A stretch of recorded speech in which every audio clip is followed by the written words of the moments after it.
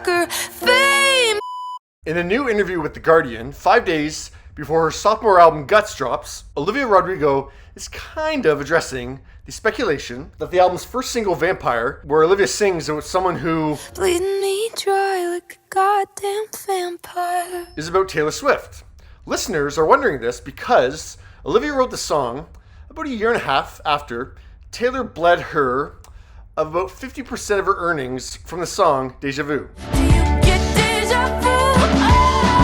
That song was on Olivia's Grammy-winning debut Sour, and Taylor was always credited as a songwriter on the track One Step Forward, Three Steps Back. Somehow I still struck a nerve. Because Olivia interpolated Taylor's track New Year's Day from her 2017 album Reputation. Girls carrying the shoes down in the lobby. I hadn't heard of interpolation before this, so I'm guessing you haven't either. So I'm going to explain it. Here we go. Give me a second. It's kind of like sampling. So sampling, you take the actual recording of someone else's song, one part of it, and you put it into your own song, the actual recording. Okay, now interpolation is still using a part of someone's song, but you're actually recording it yourself. So in the case of One Step Forward, Three Steps Back, Olivia used Taylor's New Year's Day piano melody in her own song, but Olivia played it on a piano herself. She didn't use Taylor's recording. She recorded it herself, but it was still Taylor's melody and everything. Okay, does that make sense? Okay. And it doesn't matter if it's sampling or interpolating. In both circumstances, the original songwriters get credit on the new song, and of course that means they get paid too. And Taylor was when it came to Olivia's steps. But then, yeah, Taylor heard Deja Vu, really heard it, and thought, this is a bit of Deja Vu.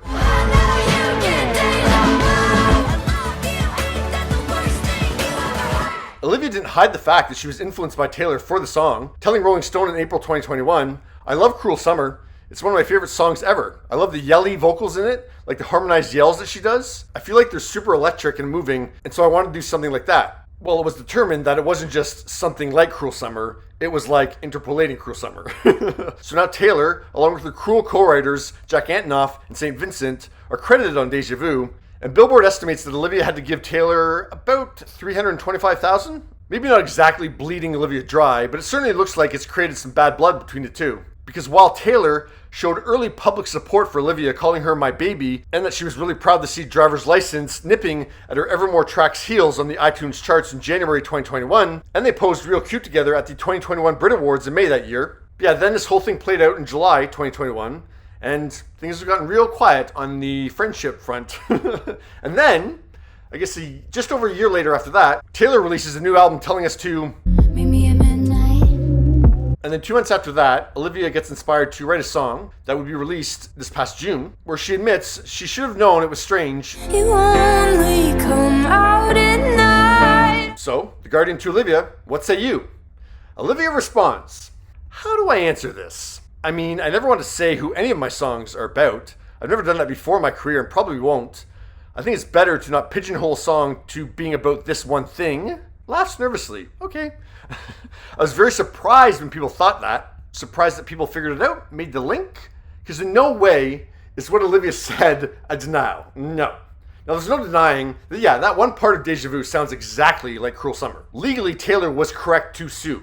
Now, when it comes to, interrelations, personal relations, was she correct to sue? Was it worth it? I don't know. Artists like Elvis Costello and Adam Levine have publicly pondered the necessity to sue up-and-coming artists when they interpolate one of their songs. And since Olivia and Taylor had a blossoming friendship, I can see why Olivia felt betrayed that Taylor would do this. And Taylor doesn't need an extra $300,000. But at the same time, legal sampling and interpolation shouldn't be determined by how much money the original artist has. Like, yeah, the law is the law. Are you surprised that Olivia was kind of forthcoming about Vampire and didn't just lie and deny? 'Cause girls your age know better.